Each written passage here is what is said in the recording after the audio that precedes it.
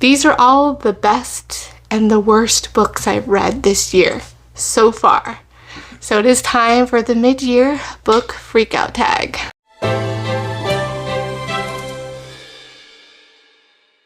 I may be just a little behind with this tag, but hey, technically the halfway point of the year is July 2nd. So I'm only almost 2 months late. But better late than never, because, you know, it is what it is. All right, so let's just get started. So the first question is, how many books have you read so far? So this is from January to June, so that is just what I'm counting on. I know it's August, but that is where we're going at. And as of June, I had read 53 books. Now I have 100 books on my Goodreads challenge goal, and I think I'm tracking to that.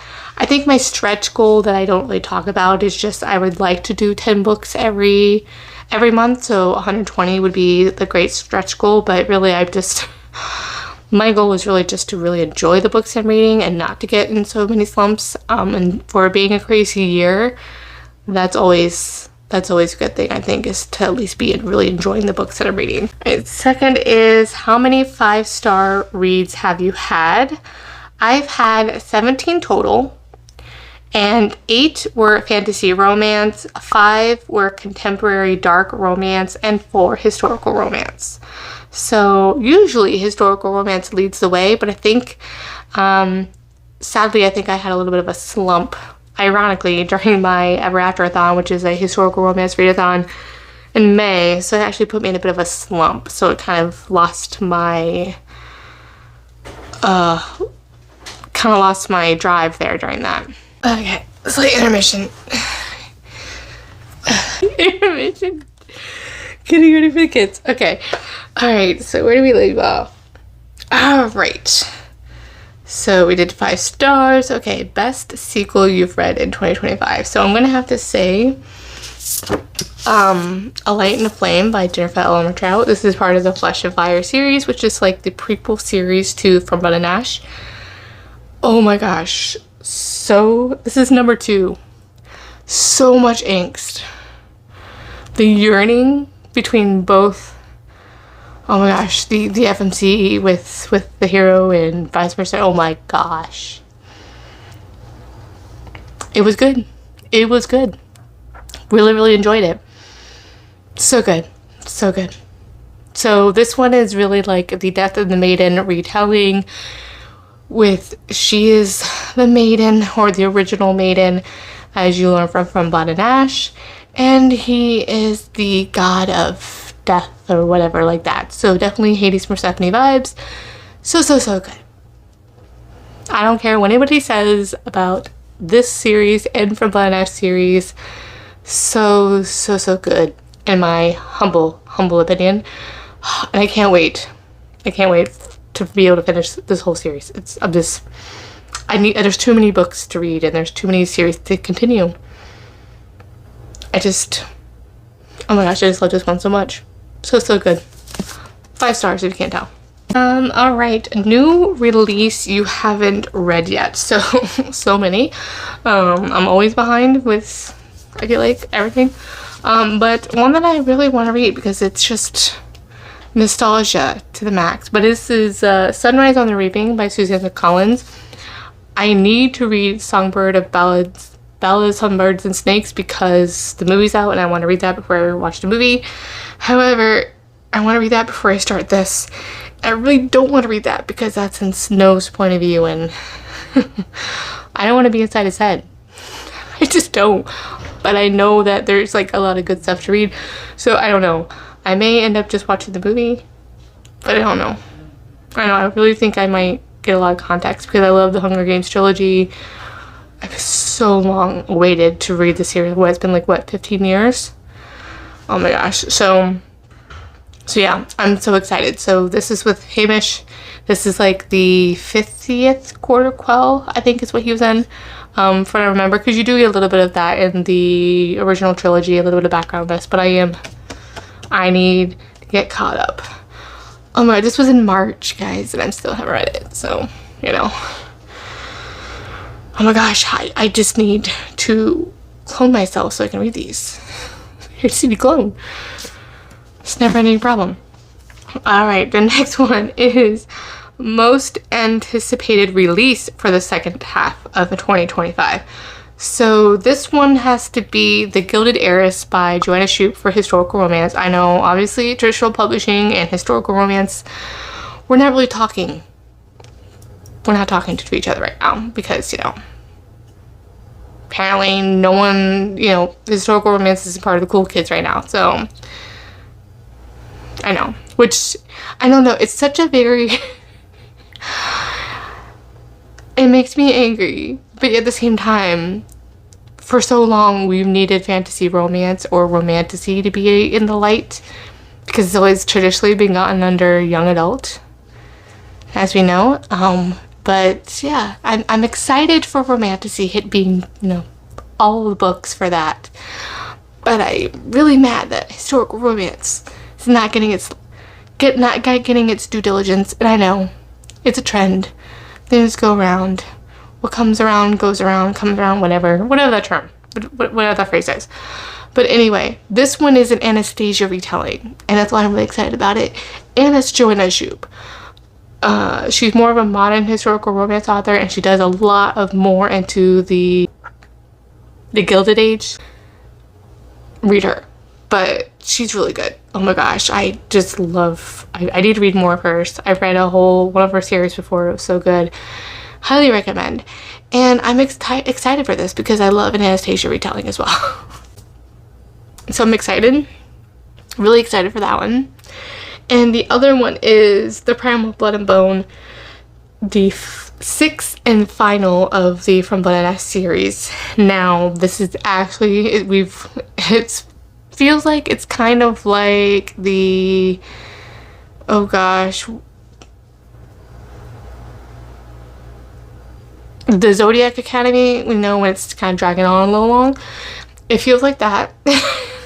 So I understand the hate or like the criticisms of that, but I am so excited for this. I need to read, oh gosh, I need to read the one in his version, The Soul in Ash and Blood. So I need to read A Soul in Ash and Blood and then finish off with Born in Blood and Ash, because I think that's the fourth and final of The Flesh. So then I can read, this new release comes out. So I think I only have 2 to read before this sixth and final one comes out. I'm excited for this. I can't wait. I think that the release got delayed as well. So I think I think it's coming out in September now. So, I mean, it's funny because I'm anticipated, but is it going to sit on my shelf for a little bit and then I'll get to it? Yeah. Doesn't mean I need to have it now. Probably not making any sense, but I feel like you understand what I'm talking about. Like, oh, new release, have to have it. Going to sit on my shelf for a month or 2 and then I'll read it. But yeah, it's just that way you know you have it and you know the goods are secured, essentially. This is entertaining, right? Alright, so the biggest reading disappointment. So this one is Enigma by Runix. This is a new release this year, and I did pre-order it, and it's actually unhauled, so I don't have it right now. I actually gave that to my sister because she loves dark romance as well. And this one is a contemporary dark academia romance. I really loved Gothic Hanukkah by this author, and this is like her first traditionally published work, I believe, and it was okay. I actually really it was a romance for me. I really enjoyed the heroine and really her personality, her inner struggles. Eerily connected to her, very deeply to her as a character, for sure. And the romance aspect was good, except I want to say 3/4 in kind of sizzled out a little bit, and because the plot felt rushed. So the mystery plot is, you know, this part of this gothic supernatural mystery, whatever it is, kind of figuring out what's going on, that felt rushed at the end. And then like when the ending was revealed, I was like, that was it. It was kind of sad and pathetic. in my opinion. Like, it didn't feel resolved in anything, and it just felt very lazy, for sure. So the character work was good. It was just the plot that really suffered. So I need to have both, and that unfortunately wasn't good enough for me to keep. But the art was nice. It had purple sprayed edges, and it had some art on the end, so I gave that to my sister. I do want to read, there is like a mafia one by next I want to read. I'll put a picture of there. So I do want to read that. So we'll see how that one pans out. But I am still holding out hope. But yeah, I really enjoyed Gothicana. I'm just trying to find the next Gothic romance, and I'm really excited for the fall for that because that's just what I love. Books that surprised you. I've already talked about this in the collab video with Becky for the booktubers across USA, because it was both books, most surprising book. Kiss of the Basilisk by Lindsay Straub. I've already pre-ordered the second book that's coming out in November because, oh my god, for one, look at these sprayed edges.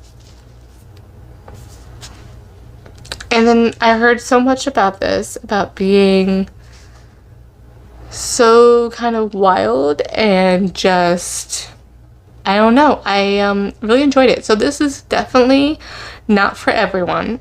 Definitely erotic monster romance. I love this one. This is not for everyone. Come for the vibes.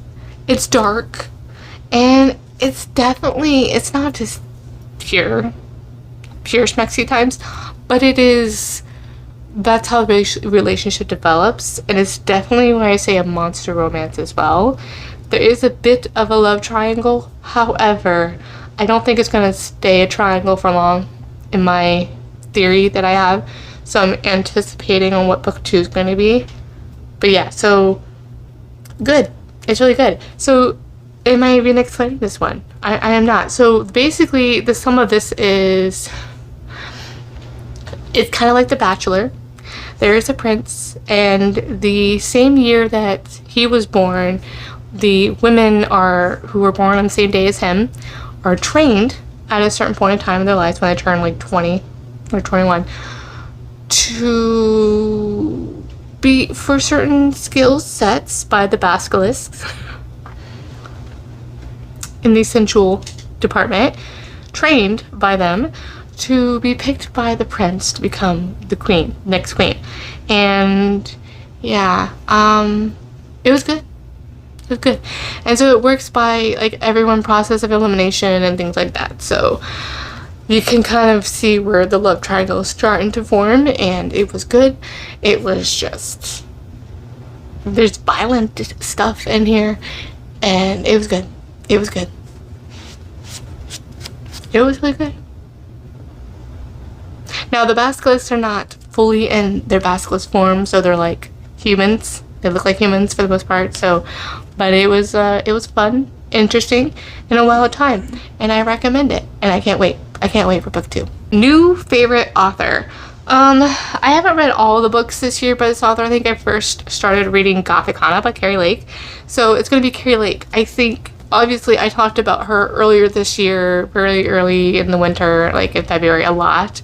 And I recently had read Anathema, and then I just read Master of Salt and Bones. Now I need to read more. I had intended to read a book a month by her, but I always overestimate the fact that I don't read that fast. But that's okay. I am so excited to read Nightshade. That's the next book that I have on my TBR. I do have, she was also, finally, it's kind of funny how I'm like, okay, why isn't this author being picked up? She's good. She's got a fan base. Like, she's like awesome. Her writing is amazing. If you want Gothic, she is like the Gothic queen of Gothic romance. And that's amazing. So what I love about Gothic romance, and with this author's writing, it's a slow burn. It's a slow build. You're not going in there for a quick and dirty fast time. Okay? It's gonna build. The world building for this one is like her fantasy romance, and I think it's like her first one. True fantasy romance here. A lot of them with Gothic romance, there is an element of supernatural or paranormal aspect of it, you know, ghost, that kind of stuff. Whether it's true or not, there's always going to be that level of either horror, supernatural elements. That's just part of the genre. And there's also the romance, and romance can be very dark as well. So it can be a mixture of the atmosphere being gothic, it could be the gothic elements of the genre of gothic, and then, you know, the romance can also be dark. So yeah, she does this very well. Now, Master of Salt and Bone, they didn't like this much because there was a death of a child in that one. That's a trigger for me, so I couldn't really, yeah, that was a really hard one to get through, and the romance kind of sizzled out. However, so far, almost, even that one was a 4-star. Everyone has been like a 5-star.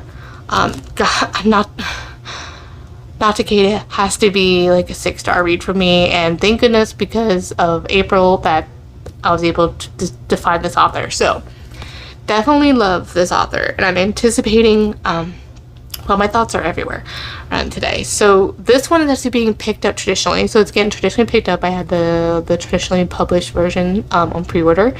And her second one is also being indie published, which I think is really cool. Normally when they get traditionally published, they don't publish the indie version. So the second one is also going to be published later this year as well. I think, is it next month? Or in October, November, you know, one of those months. It's in November, I don't know. One of the months. So I'm excited for that one. And I can't remember off the top of my head what it's called. But yeah.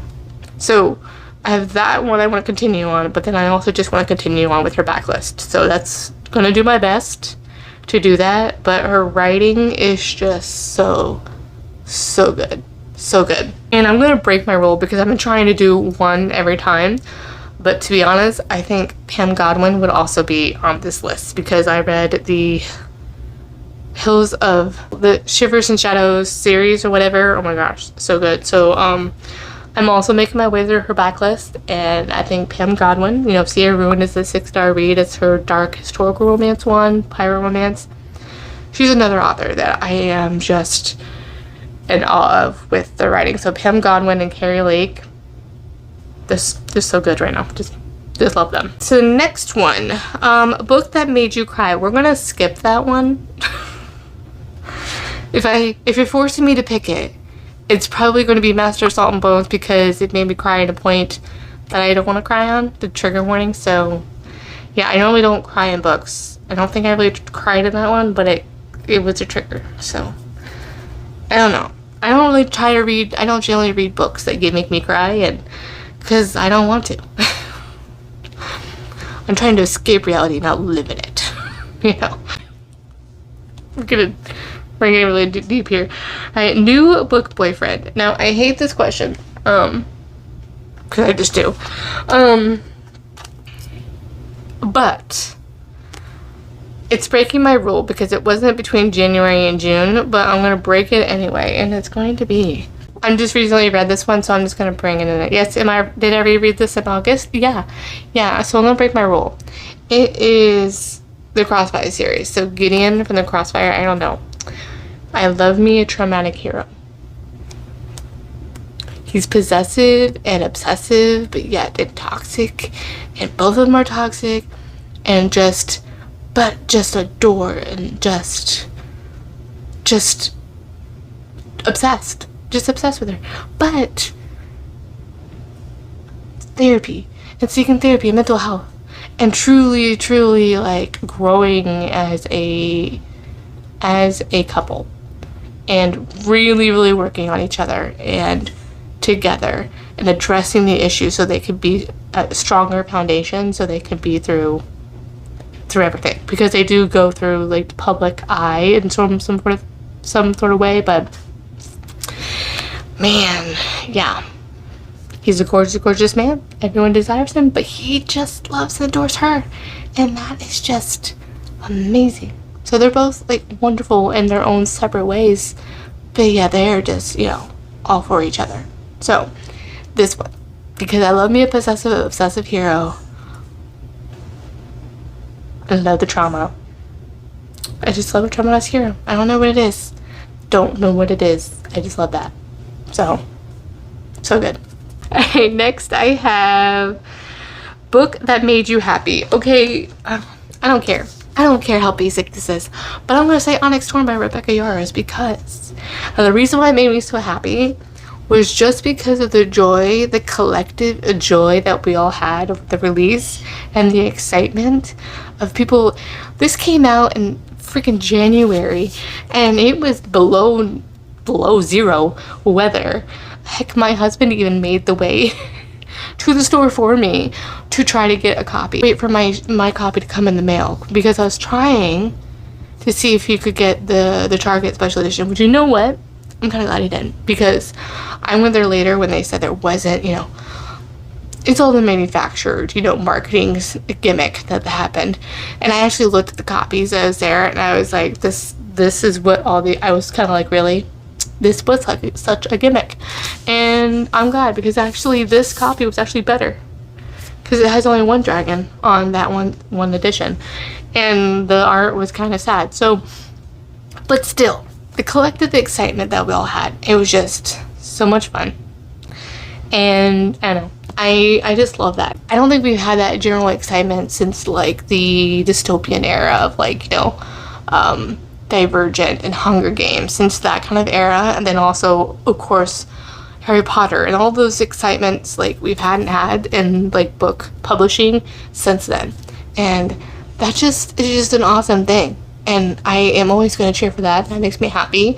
It's just us all enjoying being excited to get everything. It's just, I don't know. That is what makes me love books so much. Is also just the joy of sharing and all just collectively loving, excited for a book release. So yeah, that is like the epitome of happiness. So definitely. So I think the next one's going to be ACOTAR. So I can't wait to that one. So I think that would also be a collective joy that I can't wait for that to happen. So the most beautiful book you bought this year. I don't know why, but okay, I do love special editions, but oh my gosh, like this paperback, this was like, I think I was most excited about this. This was just so cool. And the reason why I love this one was because these pages, the art on here actually means something. Like it's in the book. And I really enjoy that when there's like that imagery of like standing for something. It's maybe symbolic of what's happening in the book. And I just, give me that. I love that so much. Now, this is another one that I know it's kind of weird because not everyone has access to special editions or is able to purchase it, so it's kind of weird to share it, but this is my first year of getting an Arcane Society special edition, and I was lucky to just finally get off the wait list.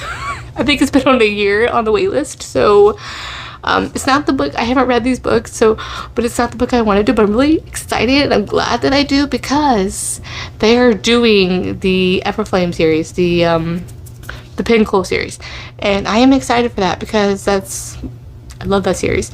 Now, this one is A Court This Cruel and Lovely. I don't know what the series is called, but these are the prettiest books I've ever gotten because these are actually really good art. The attention to detail on these, I mean, this like slippery slidey water thing that see through the dragons, it's so freaking cute. And I know there's and the art in here, the pages, the reversible dust jacket, I mean, this is just so freaking pretty, and that is just awesome to me. Now, is it going to be worth it if, you know, the books, if I don't like the books? Yeah, but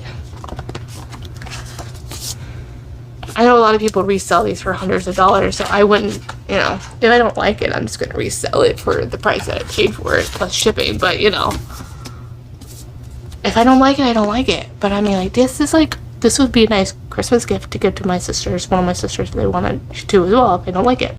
Or one of my friends or whatever, so I mean, so pretty. So this is a really special edition. I don't know, I feel like I'm a little scattered brained here, but I've never been one for special editions because, to be honest, I'd rather have a paperback.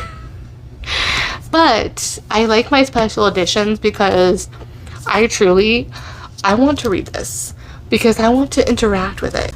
I don't know, it's just so interactive and it's very tactile, and I want to be part of that experience. Is I don't want it to just be on my shelf. I'm going to actually read it, and that is my intent, is I will read it. So yeah, I love just the tactile interacting with the book. It's just something about it, even if it is a special edition. So that was a bit of a tangent, but here we go. When is it not ever a tangent, Crystal? It's always a tangent. Okay. All right, last two. Okay, books you still need to read before the end of the year. Now, of course, from Blood and Ash and Fire and the Flesh, those are my focused ones. I say that now, but we'll see how that actually ends. But truly also the 25 and 2025, that is my historical romance one. So I did that as a more centered theme this year to try to get to 25 historical romance read this year. And truly my stretch goal is 50 this year. So if I can do that, I've only gotten as high as 36 in a year. So I'm trying to get more of those read. So I have a list for that. So that's my goal, and I'm trying to think of ways to make it interesting for me. So I'm trying not to have too many obligated books to read so that I can actually focus more on like a TBR jar or spinner wheel kind of fun way to, select more of those. It's going to be difficult because I know the next 2 months in September and October are my heavy, like dark romance, like dark fantasy romance and dark romance in general for like gothic romance. So those are gonna be my focus for sure. So we'll see how that goes, and paranormal and all that kind of stuff. So that's going to be my goal. We'll see how it goes, but. So I'm going to try. I haven't really done an assessment yet on how many historical romances I've read yet. Probably need to do that. Maybe I'll do a video about it. But that's the goal. I've also have on... Now this one I don't expect to finish this year. But I do have some 12 historical romances I want to start. So that's just on my TBR card. And then I also have... So I don't expect to start all of those because I also am trying to continue the fantasy romances as well. So it's kind of hard to juggle that. So I'm trying to do...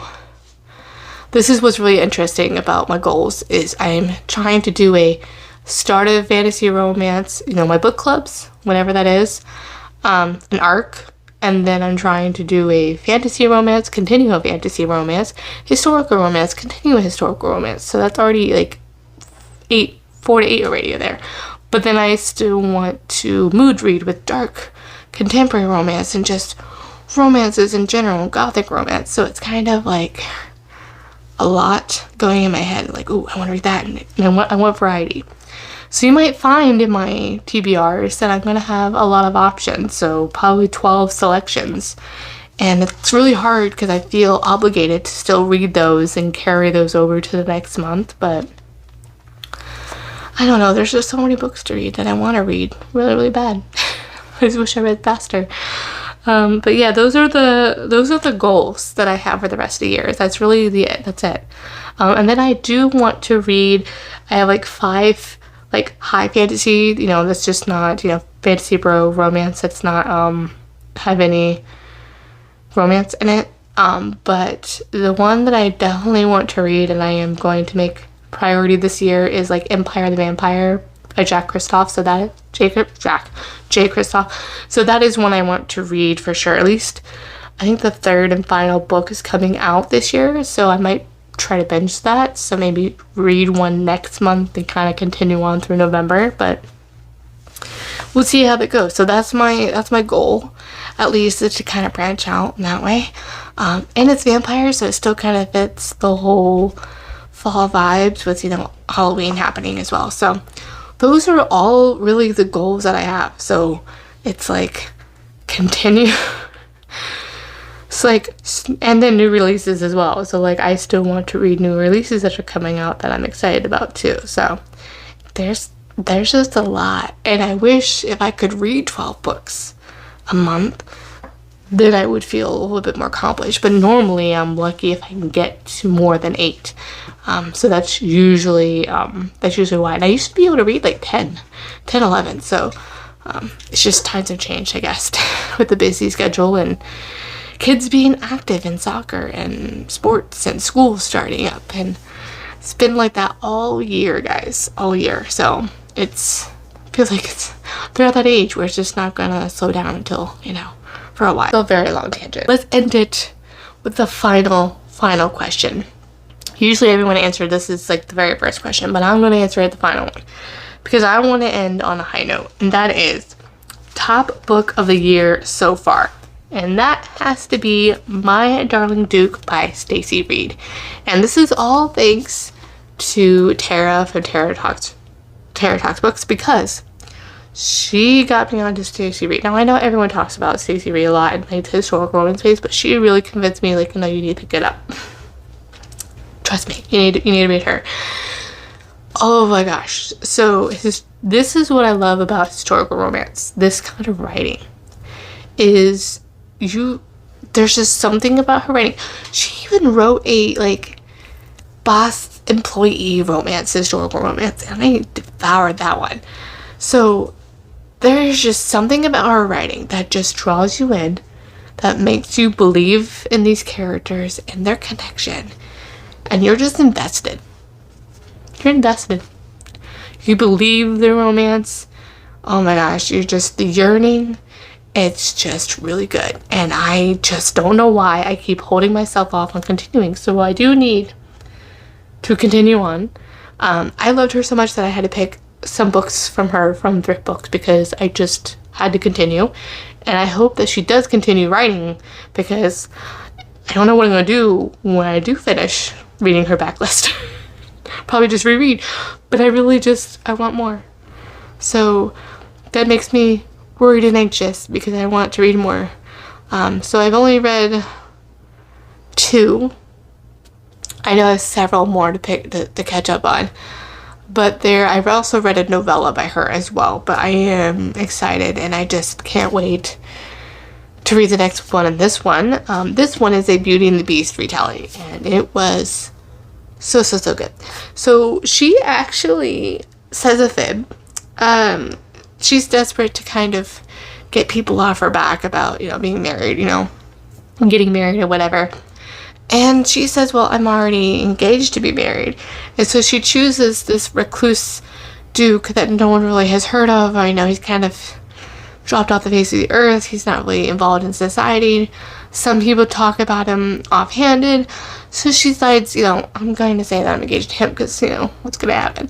Well, what happens is he actually comes out of the woodwork because he's just intrigued about somebody saying that he's engaged to them. And then, he also checks out, isn't just intrigued by her in general. So really good. He convinces her to come to his estate at one point, and just, oh my gosh, it was just good.